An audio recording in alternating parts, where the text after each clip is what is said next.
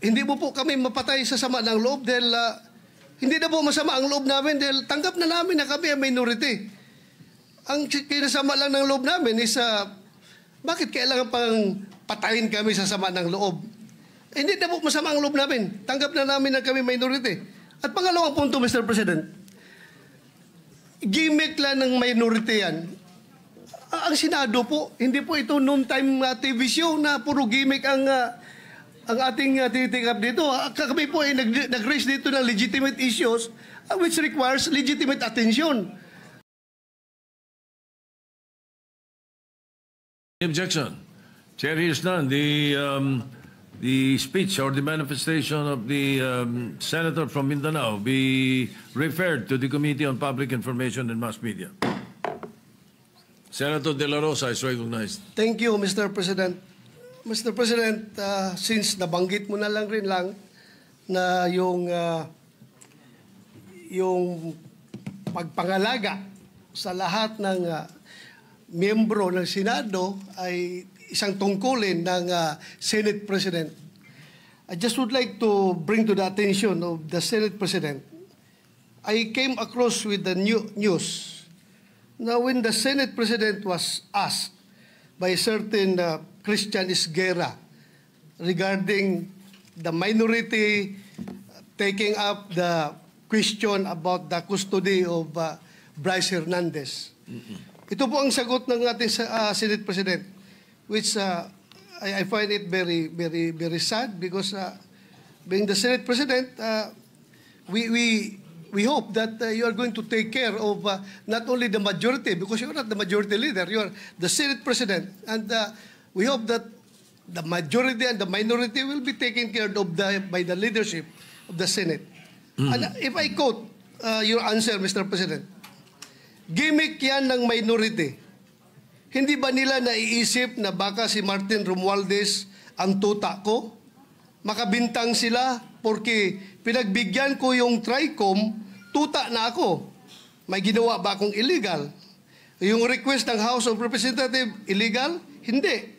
Ang gusto ninyo, awayin ko yung House of Representatives on day one.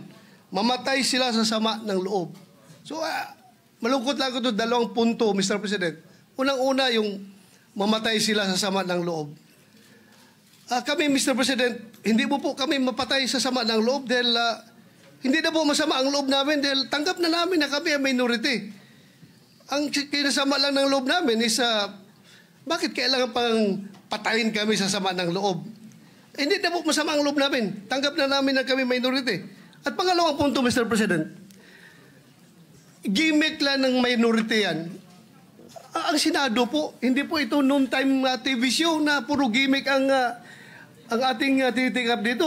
Kami po ay nag-raise dito ng legitimate issues which requires legitimate attention. So, Mr. President, ako po ay nalulungkot, which brings me to my parliamentary inquiry, Mr. President, na yung si Bryce Hernandez, yung kanyang custodiya was transferred, physical custody, I'm talking about physical custody, was transferred from the Pasay City Police Station to the Senate Sergeant at Arms room. Through yung from correction, from Camp Crame to Pasay, it was done through plenary action. Now, lately we heard that he was again transferred from Pasay to the Senate without plenary action. This is my parliamentary inquiry. Kung is a parliamentary action can be subverted by an action which is not a parliamentary action? Yun lang tanong ko. Matter of procedure lang, Mr. President. Dahil kung ganun, kailangan klaruhin natin yung ating rules. Thank you, Mr. President. Before I recognize the Majority Leader to place on record the recommitment of Mr. Hernandez, when I said mamatay sila na sama ng loob, we were addressing the trolls because it was the trolls who were saying something to that effect. na misunderstood nila completely. No? I'm not supposed to do this. I'm not supposed to answer you here in the rostrum, but I cannot help but do that because you took the floor and parang sinisita mo yung Senate President, which is very unparliamentary. But nevertheless, I will answer you. Ano? Like, for example, yung sinasabi nila na sumunod daw ako kay Martin Romualdez. Just because I mentioned that Martin Romualdez called me, does not mean that ako'y sumunod sa kanya. The request was coming from the House of Representatives, and the request was to retain Hernandez in the Congress. At doon ako hindi pumayag. Is that being tuta? So you cannot help but also think na sasama ang loob ko pag binibintangan ako ng salita. Hindi po ba? So, ayun. Anyway, mabuti na yung masagot natin yan. At sinasabi ko sa kanila, yung mga trolls, yung mga sinasagot namin. Ngayon, to answer the issue of Mr. Hernandez, the majority leader may read the recommendation or the recommitment of Mr. Hernandez to the Senate custody. Yes, Mr. President. Mr. President, with the permission of the body, we made a study on the action that transpired the last 2 days on the recommitment of Bryce Hernandez dito po sa atin sa Senado. To put on record, this is how it transpired. Last week, it was requested by, of course, the House of Representatives that we detain him in the House of Representatives. Hindi po kayo pumayag. Ang sabi nyo, kung ganun po ang gusto ni Hernandez kasi ayaw niyo pong bumalik dito, ang sinabi mo, hindi pwede. Dapat neutral and safe area doon po sa PNP Custodial Center. So nagkaroon po tayo ng debate dito dahil it was our distinguished colleague, Senator Marcoleta, who raised the issue that why was he put in the PNP Custodial area and not to the Senate detention facility, which was seconded by many of the members of the minority. A debate ensued. After the debate, I asked for a minute suspension and we all suggested na sa Pasay City Jail na lang po dahil malapit po sa Senado. Pero let's not forget the fact that originally, the position of the minority was to bring him back to the Pasay City detention. It was only I who made the recommendation during the break that we keep it in Pasay City Jail because I approached the minority and you all agreed to my recommendation. And then after we started the session once more. The motion was done by the minority, graciously done by the minority, to move him instead to the Pasay City Jail. But upon consultation of the chairperson of the Blue Ribbon Committee, Senator Lacson, the Senate President granted the request as the chairperson of the Blue Ribbon Committee requested that he be brought back to the Senate, which was really at yun talaga ang posisyon ng gusto ng ating minority at the time para wala ng gulo. Pumayag po kayo na dito na lang sa Senado at may request na rin po, for the record, may sulat po si Bryce Hernandez, ang mga abogado niya, na ibalik siya dito at yan po ay confirmed sa kanilang hearing this morning for his writ of amparo before the Pasay City Regional Trial Court. Sinabi po ay doon na lang po ako sa Senado ilagay. So, the Senate President acted on the request na gusto ibalik na lang po dito. Tayo naman po ang may kustodiya niya sa kanya. At as a matter of fact, while watching the press con of our distinguished colleague, Senator Marcoleta, nung tinanong sa kanya, sinagot po ni Senator Marcoleta ay tama naman po yan. Dapat talaga dito siya sa Senado kasi tayo po ang may kustodiya. Sinabi po ng ating mahal na senador yun. So we also pursuant to Article 6, Section 6 of the rules of the Blue Ribbon Committee, which states, a witness cited in contempt may be ordered to be detained in such a place, be designated by the committee or concurrence of the Senate President by either detention order or commitment order. And under that commitment order, wherein the witness cited contempt refuses to produce documents required of him and her or to be sworn or to testify or maliciously evades or misleads the committee or otherwise purge himself or herself of that contempt may be ordered to be committed to any jail or prison facility upon recommendation of the committee through the chairman or the concurrence of the Senate President. So in this case po, the chairman had requested that he be brought back to the Senate for detention. It's not a violation of any rule, Mr. Chairman. Mr. President, thank you. President. Yes, the minority leader is recognized. Sir President, allow me some, magandang hapon po, and allow me to clarify some, for our own peace of heart and mind, and marami kasing nakikinig din na lawyers, legislators, para lang klaro yung records, no? There are a few things I rely on. I rely on rules. The Bible is full of rules, and I believe kung ano itanim, yan ang anihin. The Senate, may rules yan. So, minority, majority, sigurado tayong masusunod yung rule. And of course, sometimes we misquote each other or we have misunderstanding, but we find a way na mag-usap-usap. Minsan umiinit ang ulo. I thank Senator Bato for bringing it up. I thank the Senate President for clarifying that he was referring to those commenting outside because wala na po ni isa sa minority ang nagsabing tuta. I think that was comments outside the Senate. And it is fair game for whoever is alluded to. Both ways po, di ba? Pagka may sinabi tungkol sa minority, pero hindi naman kayo nagsabi or hindi dito sa floor or sa media sinabi ng ibang kakampi or supporter, fair game yan. Part ng another rule is the Constitution.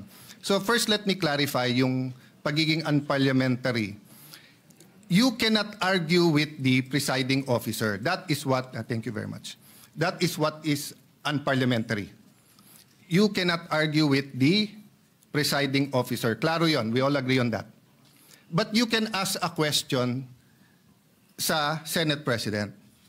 Then the Senate President has an option to answer it himself or to pass it to the majority leader or whoever is in charge. But in this case, last week, because it was a decision by Senator Soto, our Senate President, hindi lang ng majority, our Senate President, you chose to answer it from there, which is your privilege. So we didn't mean to argue with you. But the procedure would be to either ask someone else to explain it or for the Senate President to go down at dito po mag-argue so that we do not argue with the Senate President. So if there was any form of disrespect, Mr. Senate President, we did not mean that. Pasensya na rin po kayo. But in the same manner, we have to argue our point of view and rules kasi dito ang daming congressman na nabanggit and wala tayong sinasanto dito. So kung may senador nababanggit, so be it. We have to get to the bottom of all of this. We need a national reset. Dapat lumabas lahat ng katotohanan. Nung sinabi kong we all have to repent, totoo yun. We are all sinners, but that doesn't mean na yung most guilty, yung mga guilty, lahat ng involved dito ay hindi dapat ma-expose at dapat parusahan. Ang problema nga, may gumugulo. At kung ikaw ang mastermind, guguluhin mo to. So ang problema namin, Mr. President, is that, and I think the Senator Marcoleta, the former chairman, will bring it up, no? Wala pa tayo dun sa state witness, Nandun pa lang tayo sa protection of the witness, sa mga diskayas. Pero lumipat po tayo dito sa Assistant DE. Nagulat po kami kasi nga, hindi binalik sa Senado when he was still chairman. And Majority Leader, just to be concise, I'll read the rule. Sabi dito sa rule sa page 6 of 7, section 6, subparagraph C, a witness cited in contempt may be ordered detained in such a place that may be designated by the committee alone. May word po na alone. Or with the concurrence of the Senate President. And in our discussion, the new chairman admitted that he was not consulted. It was the Senate President. But I myself, I said, siguro pag nasa ganun sitwasyon, kailangan umakto kagad. I mean, the record, Mr. President, will bear me out, di ba? Na sinabi ko naman, di ba, na ayaw nyo magkaroon ng constitutional crisis, nagsalita yung House, nagsalita yung Senate. Ang problema nga po, hindi naman po simpleng request to ng Speaker of the House, Yung mismong witness, siya nasusunod, Sinabi niya dun sa House wag niyo na ako ibalik sa Senate, hindi siya binalik. So yes, initially, the issue was not where. The issue is not where to detain him. The issue is who has authority and ano ang rules natin. Ang rules natin yung committee. Ang committee hindi lang yung chairman. But at the last minute, napag-usapan natin dito at hawak ko po ang ating minutes or yung galing ba to sa journal? Transcript, no? Meron pong TSN po to. Nag-motion ang plenary po mas mataas sa committee. So paano po nangyari na si Assistant DE sa simpleng request niya, hindi naman nag-meeting yung committee. Ako as minority leader, automatic, hindi naman ako nakonsulta. So ang problema namin sa minority is not really where he is detained. Ang problema namin, can we rely on the rules? Because ang tamang procedure doon, kung hindi natin pinagbotohan to sa floor, is that either the chairman decides and we all give our concurrence sa chairman or he informs us, may letter, anong tingin nyo? Then of course, masusunod naman yung majority, minority naman kami. Pero hindi na naman ganun nangyari. Tapos maririnig namin, mababasa na lang namin sa dyaryo or sa internet or maririnig namin ngayon sa majority leader na yun ang naging desisyon. Hindi pwedeng magdesisyon ang plenary tapos mababaliktad na lang ito. So the issue is not just Bryce. The issue is also the rules of the Senate. Ganun din po I don't know who wants to answer this. Ano ba ang rule natin pagdating sa CCTV? So I put this on record. I will put it on record. Hanga ako kay Senator Lacson mag-imbestiga. And I support him to go all the way. But hindi ba kung meron tayong sinususpetsa dito, you make a request for the CCTV. And then, you have a conclusion. Kasi kung hindi, lahat na lang tayo titingin sa CCTV. Tapos sasabihin natin dito, may nakita akong ganito, pumunta sa media. May nakita ko, pumunta sa ganito. Di ba? So, yes, the government is under attack and that's legitimate. The Gen Zs are rising up. That's legitimate. They should. But we should not attack ourselves. Kung meron guilty sa atin dito, i-expose natin tapos sa Ethics Committee. Huwag natin pigilan ng witness. Kung gusto ituro ni Bryce, kung siyam kami sa minor, ituro niya. Pero sundin natin yung rules, no? So before I let go of the floor, I think Senator Marcoleta on the same topic wants to say some things. But whether he will say it or not, Mr. President, no? I don't know the pleasure of the body sa plenary. At mas marami naman kayo So kung gusto nyo dito sa Senate, di okay. And I think Senator Estrada also found out that both in the PNP custodial and in the Pasay City, walang taga-usaha. Tama ba yun? Sa custodial, hindi totoo na it was under the custody of USAA kasi walang taga-USAA ang nandun. So we do not know what transpired during that time. Kasi pagka under contempt, hindi punishment yun Binibigyan mo ng oras yung witness pag isip-isipan kung magsasabi ng totoo hindi. But if we allow people to come in and talk to him, hindi mo na alam kung sino nag-guide sa witness na yon. Ang pwede lang yung abogado niya, maybe his family. Diba? So I think this is legitimate without pointing fingers to anyone. I don't know what the Discayas will say. I don't know what Bryce Hernandez will say. Let them say everything they want to say. As Senator Ping naman said, may resibo. Pero katulad kay Joel Villanueva, peke yung resibo, ghost yung resibo Hindi pala screenshot yun Pinicturan pala ang cellphone. Ang screenshot, cellphone, sinave mo yung screen. Eto, cellphone, kinunan. O sabihin mo na, sige, let's not on technicalities. Tapos tignan mo yung laman. Yung laman, member daw siya ng CA, hindi siya member ng CA doon.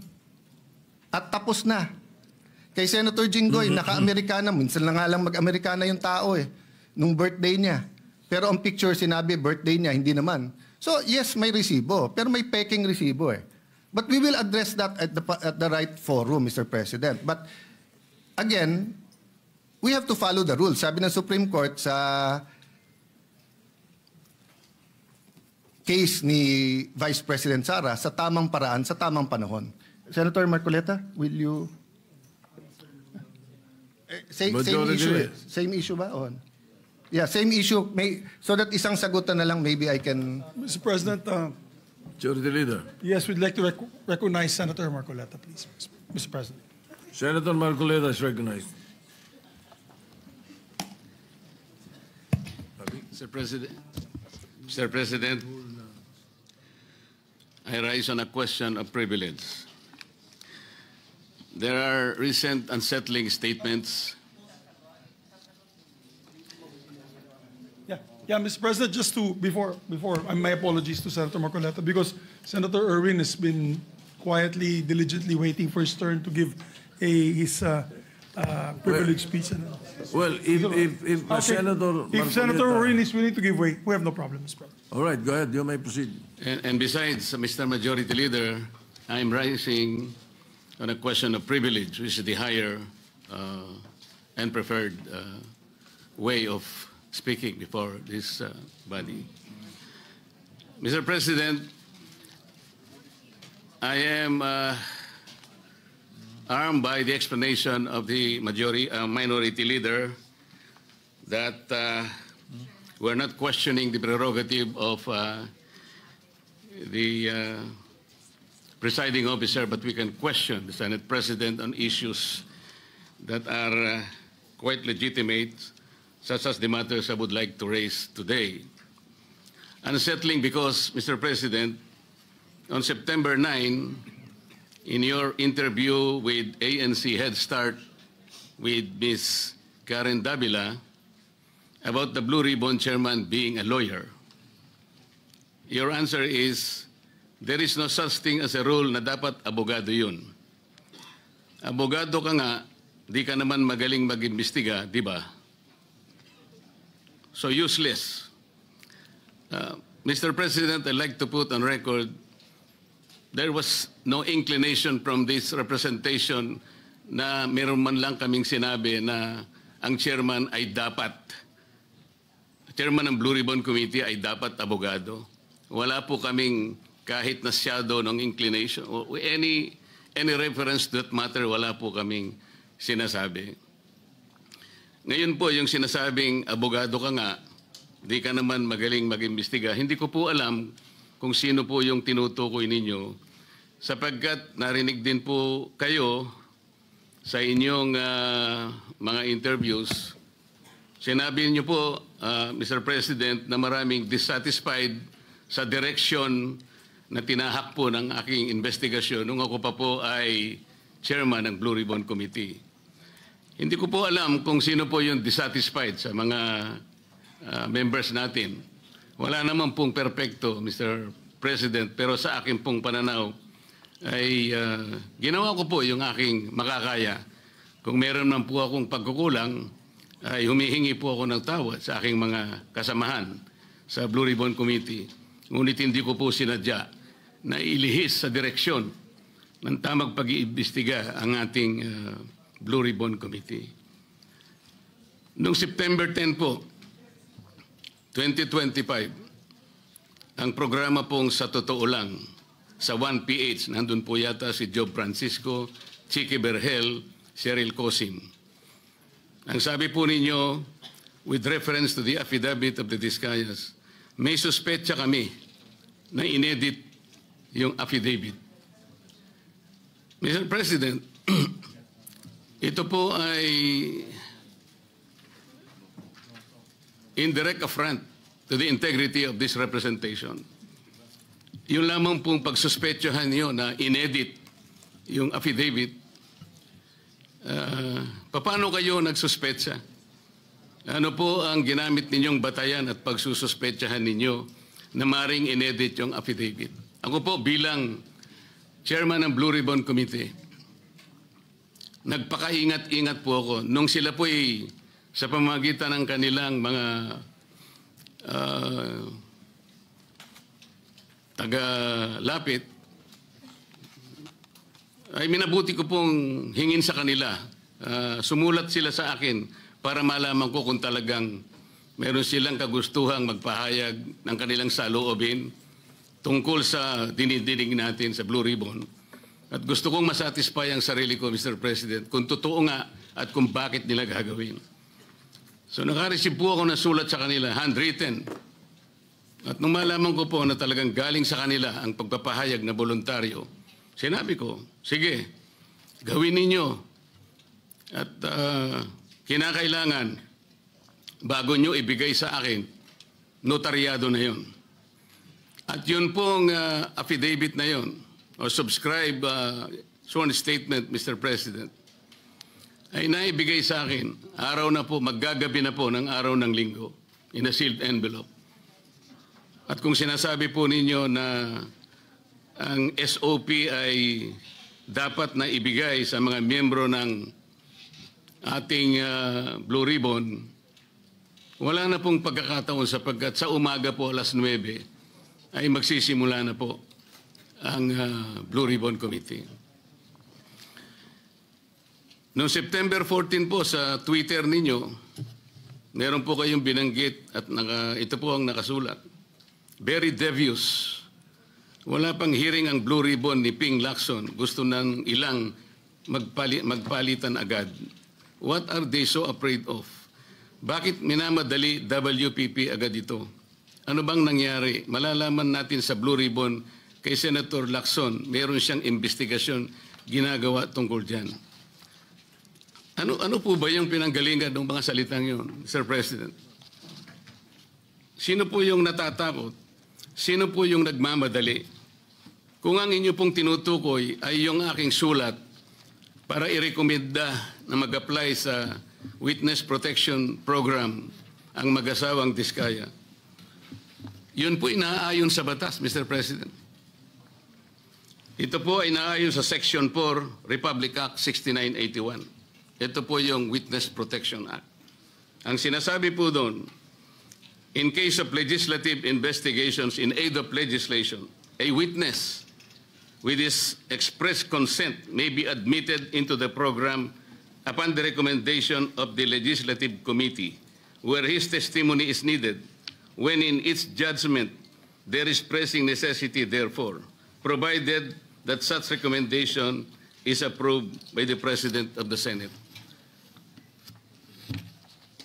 Ang committee po ay nagpasya, Mr. President, kasi hiniling po nung Diskaya sa kanilang sworn statement na meron tangka sa kanilang buhay, sa kanilang seguridad, ang kanilang pamilya at kanilang mga anak. Kung kami po ay nagmamadali, yun po kasi ang sinasabi ng batas. Para makapag-apply po siya na sa Witness Protection Program, ang chairman po ng committee sa pagsang-ayon ng kanyang mga miyembro, kailangan po kami gumawa ng sulat sa Secretary of Justice. Ayun nga po, ipinrepair namin kaagad. Hindi nga lamang po napirmahan ng pumalit na Senate President sapagkat nagpaliwanag siya, nalaman pala niya na meron palang presscon ang ating Department of Justice Secretary na doon sinabi niya, hindi raw siya magbibigay ng witness protection sapagkat kinakailangan munang ibalik ng mga Diskaya anumang pera ang kanilang nakuha sapagkat hindi kanila yon. Sa makatid, ang policy daw ng Department of Justice ay ibalik muna yung pera bago aksyonan ang kanyang aplikasyon sa Witness Protection Program. Mr. President, ako po'y nalulungkot. Maski sa aking press con kanina ay sinabi ko kung bakit ganun ang sinabi ng Secretary of Justice. Wala po sa tuntunin yun eh. Kung babasahin lamang po niya ang Section 3 at Section 10 ng Republic Act 6981, wala pong binabanggit doon na restitution, yung pagsusuli. Nag-uumpisa lang po sa pagsusuri, sa pag-iimbestiga ang komite. Meron na po bang halaga na dapat isuli? Na-determine na po ba yun? Meron na po bang ruling na kung ano yung kung sino at gaano ang isosoli ng kung sino man ang may kasalanan? Meron na po bang ganun? Wala po eh. Prospective lang pong mag-a-apply eh. Nasa sections 3 and 10 ang mga requisites kung ano-ano po yun. Mga 10 requisites po yun. Yung restitution, wala po ron eh. Kaya po ako'y nalulungkot kung bakit po binanggit yun ng Secretary of Justice. Samantalang, nung pong linggo, bago magkaroon ng hearing noong September 8, nagkausap pa kami at binigyan pa niya ako ng kasiguruhan na sige, ibigay mo na sa kanila ang pangangako na mabibigyan natin sila ng immunity sapagkat tayo naman ay magkapartner sa kagustuhan natin, pati yung Witness Protection Program ay ating maipasakagad. So yung pagbibigay po niya sa akin ng garantiya, kasama na po yung kanyang USEC. Yun ang nagbigay sa akin ng lakas na loob. Kaya ako'y sumulat kagad. Hindi ko alam na babaligtarin ako ng Department of Justice. Ngayon po, Mr. President, yun po ang ginamit ninyong dahilan kung bakit hindi nyo pinirmahan. Sana man lang po ay napakarami naman ninyong mga abogado sa inyong opisina rin. Binasa nyo sana yung batas. Kung yung restitution po ay isa sa requisite para ang isang tao ay makapag-apply man lang. Yun po kasi yung prinsipyo ng batas eh. Bago siya gumawa ng isang marahas na kapasyahan, alam niyang mag-aalanganin ang buhay niya. Magsasabi siya, nung inaakala niyang maaring makapaglagay sa panganib ng kanyang buhay, kailangan nga bigyan natin din siya ng protection. Yun po yung batas eh. Hindi ko nga po alam kung bakit sasabihin ninyo, bakit may pagmamadali? Dito pa nga po sa sinabi ninyo noong September 13, Mr. President. Ang reading ko, sabi po nyo, camouflage lang yun eh.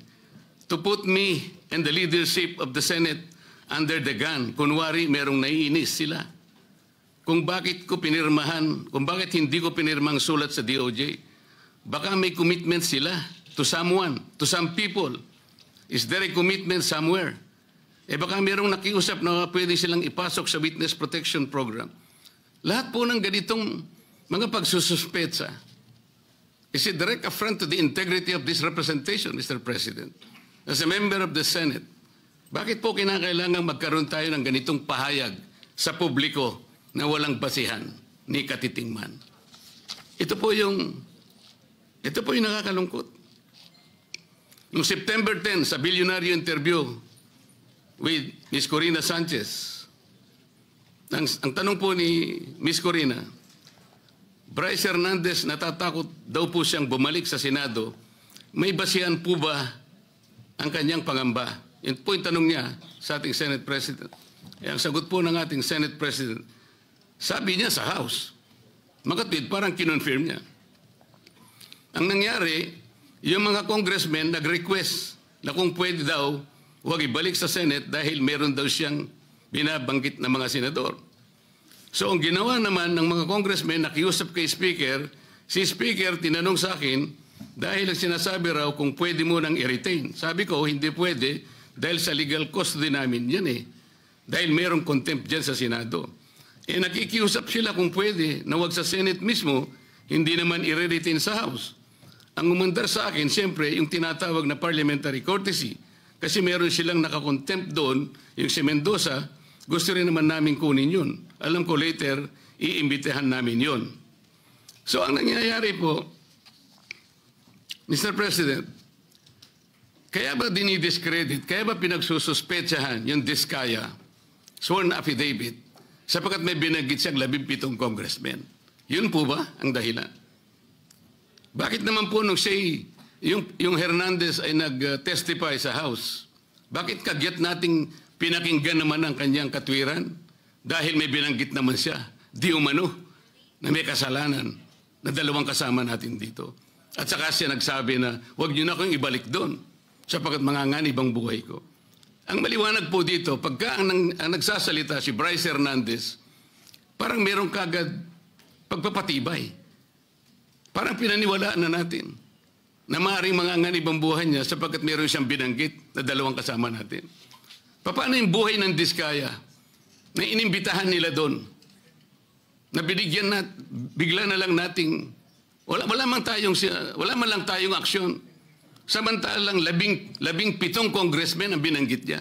Hindi niyo ba naisip, manganganib din ang buhay niya? Pero walang nagsalita dito sa atin.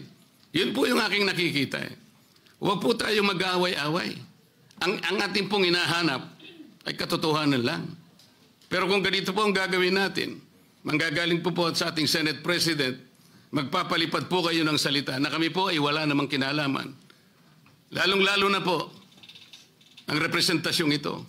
Kahit minsan wala po akong sinabihan na mas magaling po ako. Wala po akong sinabing gano'n. Ang sinabi ko lang, ang pagkakaiba po ng investigasyon ng Senate Blue Ribbon Committee is in aid of legislation. Kung ang direksyon ko pong yun ay mali para sa inyo, nasa sa inyo na po yun. Pero yun po ang nalalaman ko. Sa 3 pagdinig lamang po, nasabi ko na po kanina sa press con, sa 3 pagdinig pa lamang po namin, nakita ko na po ang pangangailangan ng halos 14 na legislative measures na dapat natin kagad na ipasa para sa ganon, maayos natin, ma-address natin kagad ang malalang problema ng corruption sa ating bansa. Maraming salamat po sa pagkakataon, Mr. President. Thank you, Senator.